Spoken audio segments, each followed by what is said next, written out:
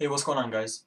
Alright, so last night, Wednesday, October 31st, 2012, the Detroit Pistons hosted the Houston Rockets in their opening game of the 2012-13 regular season, and the Rockets won that game, 105 to 96.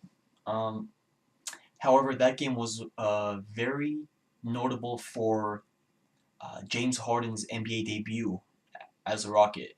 It was also notable for Omar Ashik and Jeremy Lin's debuts as a Rocket, but not so much compared to Harden's because, as you guys know, Harden became the only Houston Rocket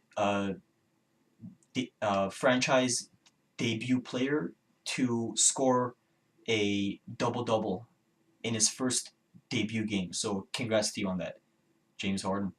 Um, Obviously, James Harden played 44 minutes. He had 37 points on 14 of 25 shooting, which is a 56% accuracy. He was 4 for 10 from downtown, which is 40%. He was 5 for 6 from the charity stripe.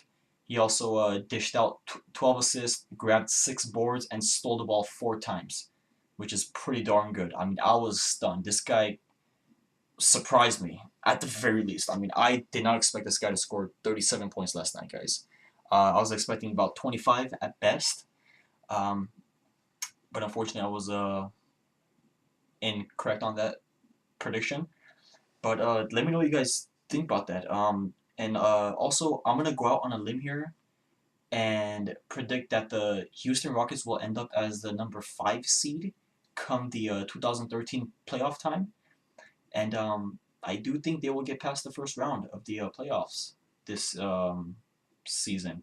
However, let me know your guys' thoughts on that. Do you guys agree on that, disagree on that, and let me know how do you guys feel that Harden did last night against the Pistons because stats can only show you so much. Um, yeah, let me know, guys, and I will get to you as soon as possible. All right.